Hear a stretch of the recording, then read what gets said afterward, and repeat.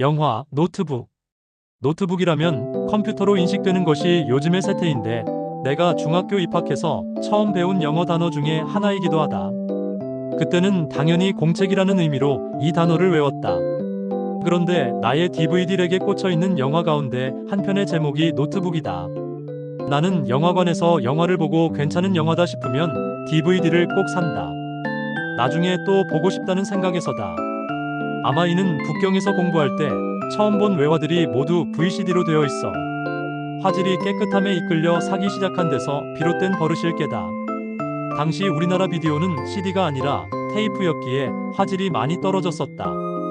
가을의 서정에 어울리는 이 영화를 다시 한번 돌려본다. 17살의 엘리는 외가댁에서 여름 휴가를 보내면서 9월 학기 대학 입시를 준비하고 있다. 동갑내기 노아는 평범한 시골 청년으로 목재소에서 일하고 있다. 1940년대를 시대 배경으로 삼은 탓에 웃음소리 가득한 읍내 놀이동산의 놀이기구들이 적당히 촌스럽다. 남주인공 노아는 눈앞에 나타난 여주인공 엘리에게 느닷없이 데이트를 신청한다. 그 방식이 몹시 파격적이다. 다른 남자와 데이트 중이던 엘리는 놀이동산에서 대관람차를 타고 있었는데 노아가 뛰어올라 타고는 하늘 꼭대기에서 데이트 승낙을 요구했다. 억지스러웠다. 엘리나 데이트 상대, 그리고 땅에서 위를 바라보고 있는 구경꾼 모두 놀라고 있는데 노아는 이제 한 팔마저 크로스바에서 떼낸다. 계속 겁죽이다. 그래도 끄떡 안 턴 엘리는 결국 하는 수 없이 옆에 앉아 기겁하고 있는 친구의 말에 따라 데이트 신청을 받아들인다. 그러면서 이 천진난만한 여주인공은 두 팔로 매달리느라 어찌할 수 없는 노아의 바지를 벗긴다. 팬츠바람으로 공중에 매달린 노아는 이렇게 시작된 둘의 데이트는 문자 그대로 행복했고 풋풋했다. 엘리는 자연스럽게 노아의 아버지와도 어울리게 되었다. 반면에 노아의 존재를 알아차린 엘리 집에서는 가족 주최 파티에 노아를 초대해놓고는 퉁박을 놓는다. 삼류 드라마처럼 한 편이 경제적 사회적으로 크게 뒤지는 짝짓기를 엘리네 부모 입장에서 받아들일 수 없는 거다. 반듯하고 떳떳하게 자라긴 했으나 너무 가난한 사위를 볼 수는 없다는 얘기인데 특히 엄마의 반대가 컸다. 영화의 초기 클라이맥스는 여느 할리우드 영화와 달랐다. 그야말로 17살의 첫 경험이란 것이 얼마나 서툰지를 여실히 보여준다. 아니 오히려 그것이 더 아름답게 보였다. 우리 집 꼬마들도 검열 없이 볼 수 있을 정도였다.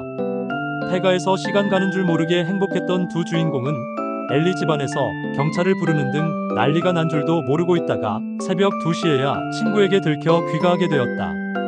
그 다음 날로 엘리네는 뉴욕으로 떠나버렸다.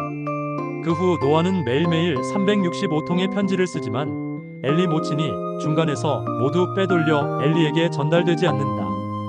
노아는 1년 후 편지 쓰기를 끝내면서 새 생활을 결심하고 마침 발발한 2차 세계대전에 참전하게 된다. 3년 후 귀가하면서 아버지가 집을 팔아 마련한 돈에 노아가 보내온 급여를 보태어 인근의 폐허가 된 대저택을 사들인 사실을 알게 된다. 이 집은 노아와 엘리가 하룻밤을 지새면서 둘의 보금자리로 다짐했던 곳이다. 폐가를 고쳐 엘리가 호수를 내려다보면서 그림을 그릴 수 있도록 화실도 꾸미기로 했었다. 한편 이 둘은 노아의 대사에서도 나오지만 늘상 티격태격이다.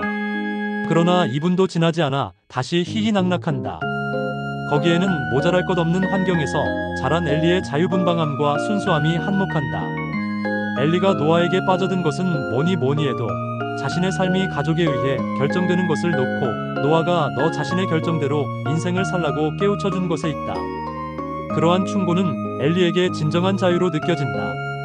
노아가 참전한 사이 엘리는 즐거운 대학 생활을 보내면서 한편으로는 노블리스 오블리제의 일환으로 보이는 전쟁 시기 간호사로 자원봉사한다. 그러다가 만난 청년과 또다시 열애에 빠진다. 이번에는 노아와 달리 남부의 거부 출신이다. 둘의 사랑도 무르익어 결혼을 일주일 앞두고 엘리가 드레스를 입어보다가 반전이 일어난다. 지방 최대 뉴스가 된 엘리의 결혼식이지만 신문에 난 노아의 사진이 엘리로 하여금 7년 전으로 돌아가게 만든다. 즉, 그 사이 고향에서 노아는 엘리와의 약속을 되새기면서 그녀가 돌아오건 말건 상관없이 약속을 지킨다는 마음으로 그 폐가를 훌륭한 전원주택으로 탈바꿈시켜 놓았다. 그것이 너무 아름다워 돈 있는 이들이 몰려와 집을 팔라고 난리법석을 떤다. 이는 당연히 뉴스감이 되어 신문에 실리게 되었고 그 사진을 엘리가 웨딩드레스를 입어보다가 접하게 된 것이다.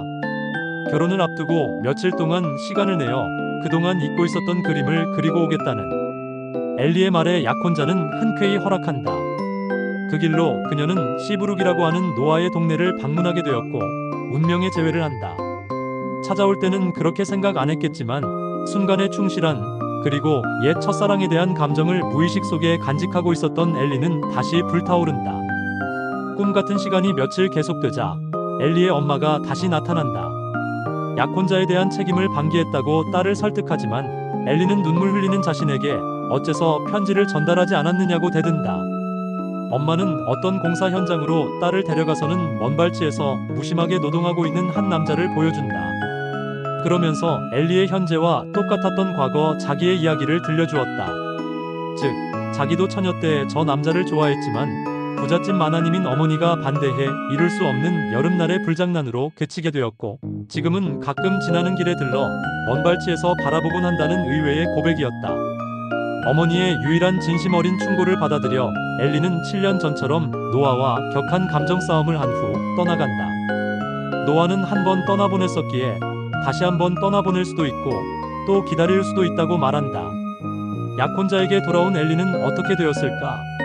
약혼자는 말한다. 자신의 선택은 3가지 중 하나다. 첫째, 노아를 총으로 쏴 죽인다. 둘째, 죽이진 않지만 철저히 응징한다. 셋째, 엘리를 포기한다. 그러나 이 3가지 가운데 어느 것을 선택하더라도 엘리는 이미 자기를 떠나 있다는 것에 변화가 없을 것이라며 약혼자는 괴로워한다. 그럼 엘리는 자신도 이 남자와 결혼해야 한다는 것을 안다고 고백한다. 잠시 후 화면이 바뀌어 엘리가 짐을 싸서 노아를 찾아온다. 이렇게 되면 해피엔딩. 노우. 뭔가 부족하다. 이대로 끝나면 그저 그런 첫사랑 이야기와 다를 바 없다. 중요한 건 오히려 이제부터다. 이상과 같이 이야기 전개가 이루어지는 방식은 한 할아버지가 함께 요양시설에 있는 어떤 할머니에게 책을 읽어주는 장면으로 진행된다. 할아버지는 심장이 약간 안 좋을 뿐 정신은 말짱하다. 그런데 할머니는 치매 기운이 있다. 그날의 기분에 따라 자원봉사로 책을 읽어주는 할아버지와 마주한다. 물론 주치의는 할아버지를 만류한다. 치매에 걸리면 어느 시간 이후에 기억은 찾지 못한다면서 헛수고하지 말라고 한다. 그래도 할아버지는 할머니에게 계속 노아와 엘리의 첫사랑 이야기가 담긴 노트북을 읽어준다. 이쯤에서 영화의 플롯을 눈치챈 이가 있을까? 한 번은 할아버지와 할머니가 한가로이 책을 읽고 있는데 젊은 부부와 아이들이 찾아온다. 할머니는 이들이 누구냐고 묻는다. 할아버지는 괜찮으시다면 인사 소개하겠다며 자신의 자식들이라고 인사시킨다. 할머니는 갑작스런 이방인의 방문을 받아들이지만 인사만 하고는 곧 자리에서 일어난다. 이 방문객들은 사실 할아버지의 가족이자 할머니의 가족이다. 즉, 할아버지와 할머니가 바로 노아와 엘리인 것이다. 자식들은 노아에게 이제 할머니 즉 노아의 부인인 엘리의 기억을 되찾아 주고자 하는 노력은 그만두라고 말한다. 그래도 노아는 듣지 않고 자기 둘의 이야기를 담은 노트북을 틈나는 대로 읽어준다. 그러다 어쩌다가 기억이 돌아온 엘리가 한순간 제정신으로 말하면서 춤을 추기도 하지만 이내 진저리 치면서 노아를 밀어낸다. 잠깐 제정신으로 돌아오는 시간에 엘리는 노아에게 묻는다. 자기의 기억이 얼마 동안이나 정상으로 되돌아오냐고. 노아에 따르면 가끔 아주 가끔 돌아오는데 그 시간이 5분 정도라는 거다. 엘리는 가족들에게 미안하다는 말을 전해달라고 말하기도 한다. 그러다가 두 노인의 병세가 악화되어 서로 격리된다. 그런 어느 날 노아는 엘리의 병동을 찾는다. 간호사의 면회 불가 명령에도 불구하고 노아는 살며시 엘리의 방에 들어간다. 노아가 엘리가 누워있는 좁은 병상에 함께 누웠을 때 엘리가 기적적으로 눈을 뜨고는 노아를 부른다. 짧은 순간 맑은 정신으로 돌아온 거다. 둘의 대화는 지난날의 불같은 사랑에 대한 추억이고 마지막엔 엘리가 이렇게 말한다. 우리의 사랑이 다시 한번 기적을 이룰 수 있을까? 우리 둘이 함께 눈을 감을 수 있을까? 우리의 기적은 다시 한번 이루어질 거야. 노아가 이렇게 화답하면서 화면은 페이드 아웃된다. 다음 날 간호사가 평상시대로 엘리의 방에 들어와서는 두 노인이 손을 꼭 잡고 함께 하늘나라로 오른 것을 발견하게 된다. 사랑의 힘은 이렇게 위대한 것이다. 노아와 엘리의 사랑은 노아의 철저한 기다림에 기반했다고는 하지만 이 세상에서 두 번 다시 일어나기 힘든 실화였다. 17살에 찾아온 열정적 첫사랑이 두 사람의 운명을 바꾸고 태어난 날은 서로 달랐지만 둘만의 사랑으로 마지막은 함께했다는 점에서 부럽다. 요즘 우리네 사랑 이야기는 모두 젊은이들 몫이지만 이 영화는 풋사랑이 나이 들어 성숙하다 못해 반려라는 것이 뭔지를 보여준 것 같아 잔잔한 감동을 불러일으킨다. 젊은이의 특권은 누가 뭐래도 진실하고 풋풋한 첫사랑이다. 젊은 그대 진정한 첫사랑을 찾아보라.